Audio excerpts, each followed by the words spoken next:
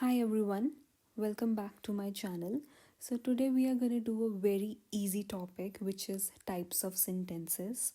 So overall we know that different types of sentences are statement, question, exclamation, but when we use their complicated names like interrogative, imperative, declarative, then sometimes we get confused. So, to solve that confusion, we are going to learn the different types of sentences and we're going to make it simple, right?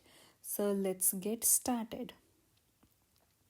So, first of all, when we talk about a sentence, now the first thing that comes in a mind that a sentence is something that gives us some information, right? So, the basic type of sentence which starts with a capital letter and ends with a full stop is known as a statement or declarative.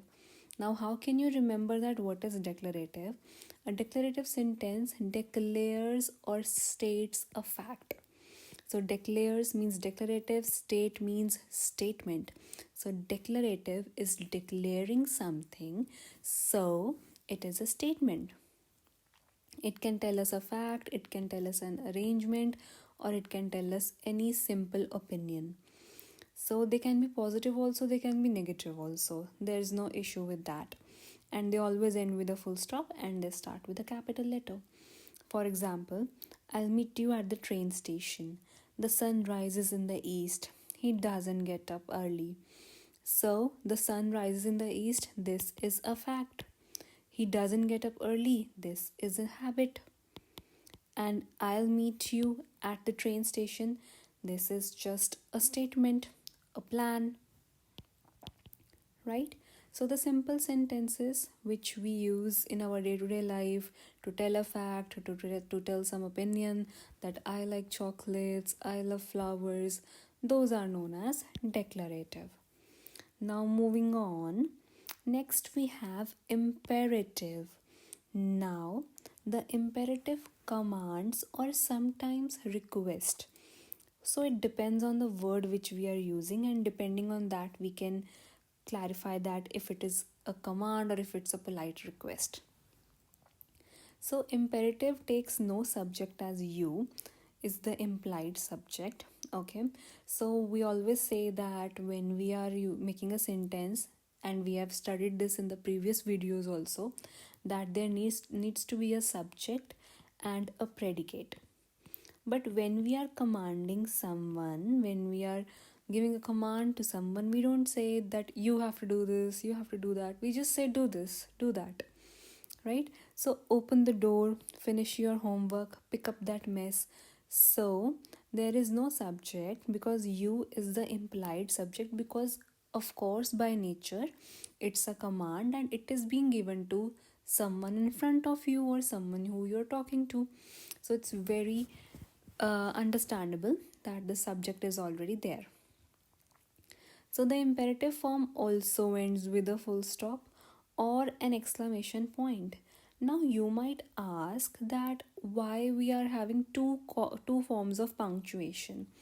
Now if there is a simple sentence like open the door, then full stop, it's like a request. Okay, that's why I told you, depending on the words and depending on the tone, we will know that if it's a strict command or is it just a request. But now if I say you must open the door right now, so it's like a command, and when we put exclamation, it gives a sense that the person who is saying this is kind of angry, or they just need you to do this thing right now. You can also start it from here also, open the door right now, and then put an exclamation mark. So this just simplifies us that this command is telling an emotion also, that this needs to be done right now. Okay, moving on. Now we have the interrogative. Now we all know, we have seen a lot of detective movies or detective shows, and we know that what is the meaning of interrogation, what is the meaning of interrogate. So interrogate means to ask questions, right? Whenever there's interrogation, it means someone is answering a bunch of questions. So, in the interrogative form, the auxiliary verb precedes the subject, which is then followed by the main verb. For example, are you coming? Now, coming is the main verb, and are is our auxiliary verb, which are also known as our helping verbs. They are put in the starting. And the interrogative form ends with a question mark. As we know, all of the questions they end with question mark. For example, how long have you lived in France? When does the bus leave? Do you enjoy listening to classical music? So, all of these fall under the category of interrogative sentence. And lastly, we have the exclamatory sentence. Now, what is an exclamation mark? When a certain kind of emotion is portrayed or any feeling is exhibited by the person, and we put the exclamation point at the end of the sentence, or we can also put it in the starting, like, hi, how are you? Now, in this particular sentence, we are putting it in the starting because we are saying the hi or hello with excitement. Okay, so the exclamatory form emphasizes a statement, either declarative or imperative, with an exclamation point. Like I told you in this one, it also emphasized the imperative. The command which was given, it emphasized it, it gave it even more importance. Same we can do with declarative also. That declarative can be a simple statement or opinion that this painting is beautiful, but if I put the exclamation mark at the end of beautiful, then it means that I'm portraying my feelings for this painting, that this painting is really beautiful. Okay, so it can be used to emphasize the statement, rather it be declarative or imperative. So, some examples: hurry up, that sounds fantastic. I can't believe you said that.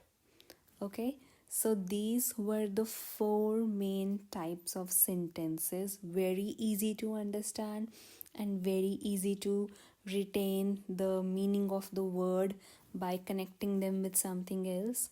So, I hope you learned something, and if you liked it, please drop a like and comment.